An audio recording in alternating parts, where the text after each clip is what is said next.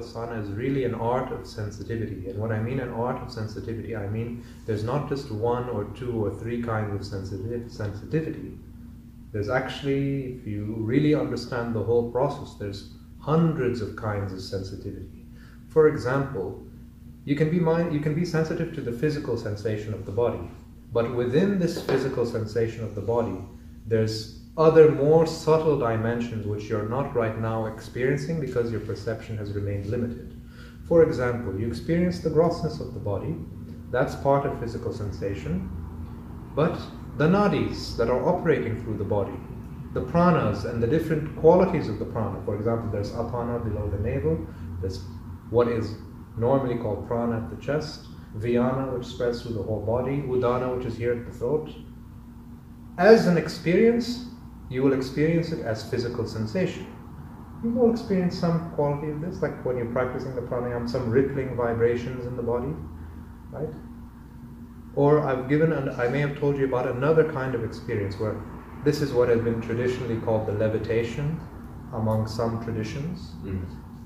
With a more sophisticated understanding, it's not literally physical levitation of the body. If your life energy starts moving in a particular way, it's going to give you the sensation as if your body is floating. In some cases, it may feel as though it's spiraling upwards. And then there's a similar sensation where it's just precisely the opposite.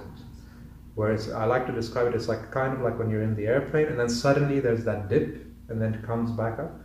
That feeling of being pulled down by the gravity, that's another sensation which is very common actually when your Muladhara starts to become more stimulated.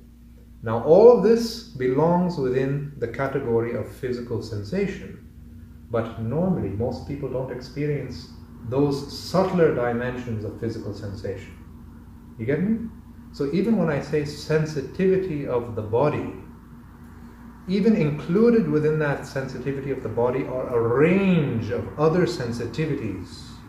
You get me?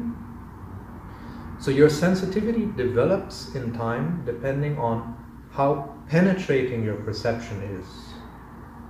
You get me? And this is not something that's a given, by the way. It's something that evolves. You have to evolve it in time. This path is really like you're traveling two diametrically opposite directions. One is a path of evolution. Another is a path of what can be called involution. And the difference is that when a tree is growing and blossoming, it starts from a seed, a small head comes out of the seed, that continues to grow, it develops its stem, starts developing the branches with the leaves, perhaps it's a fruit-bearing tree, then it starts to develop the fruit. This is the path of evolution. But that path of evolution is supported by the roots, which are firmly grounded in the soil, which are well nourished. As a conscious experience, you have to learn to become more and more connected with those roots. So in other words, the more and more you draw your energies and your attention inwards, the more your mind and body transforms and develops positive qualities. You get my meaning? So, for example, self-inquiry or the capacity to discriminate between truth and untruth, this is not a given. It has to be evolved, it has to be cultivated and developed. Right? So, the more you turn, this is also why in meditation, you've all heard of the siddhis, right? Different occult capabilities that happen. Let me finish. Different occult capabilities that are developed in time as your mind becomes more and more quiet and the concentration becomes more firm.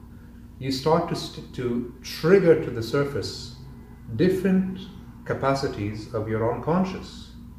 Your unconscious is a reservoir of tremendous possibilities and energies.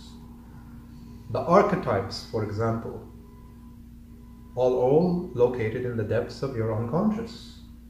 But you don't experience, the force of those archetypes are not manifested in your conscious personality.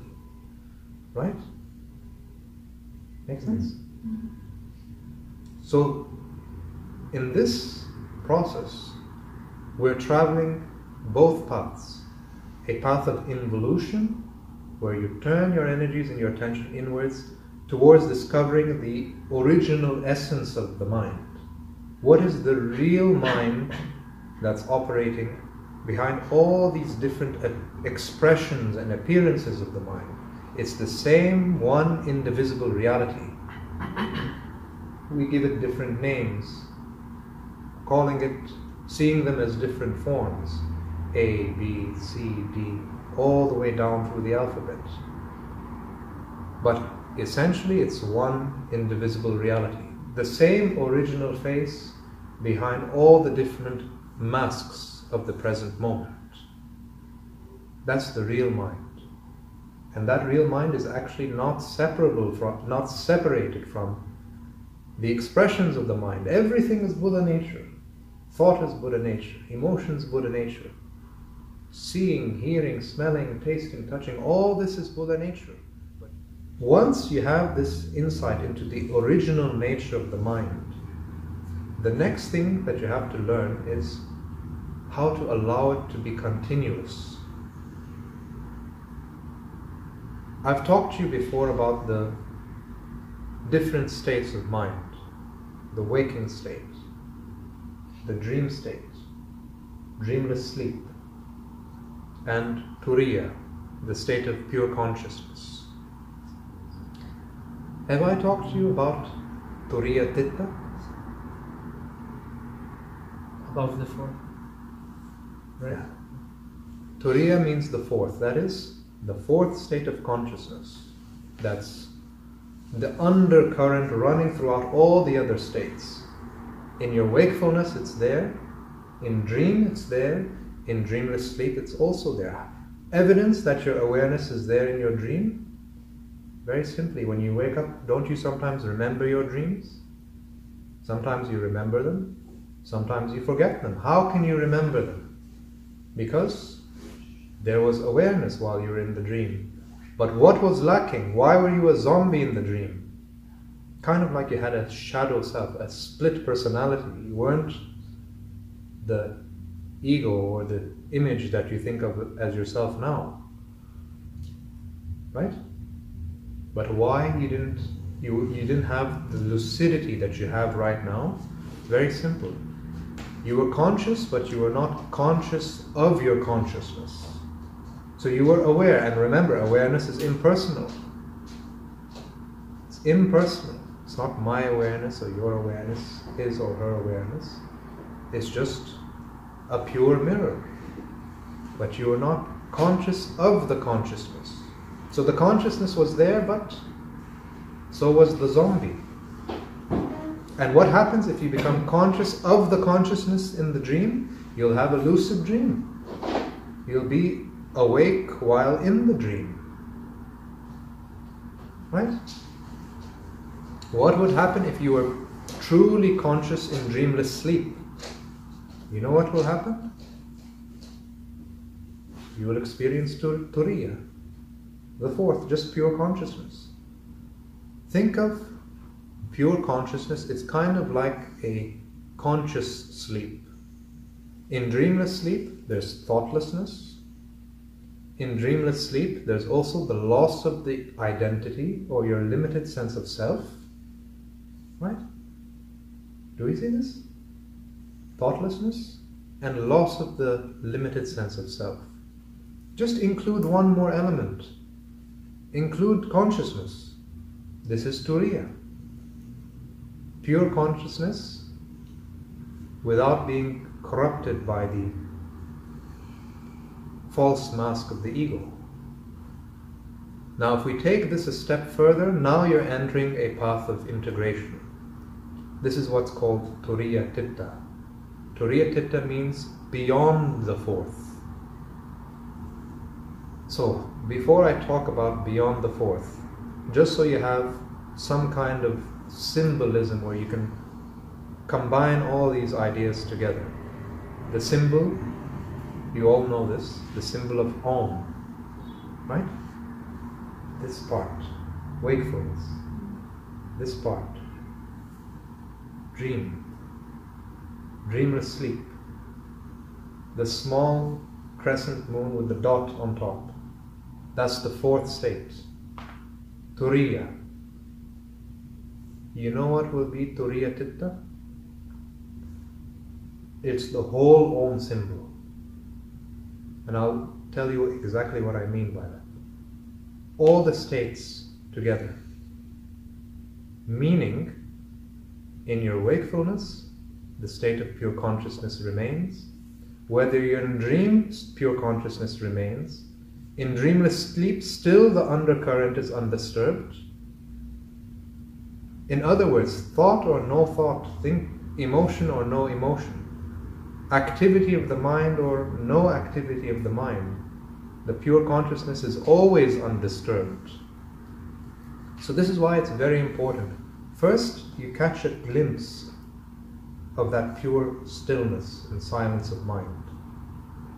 That gives you some kind of open door into seeing the pure nature of your awareness.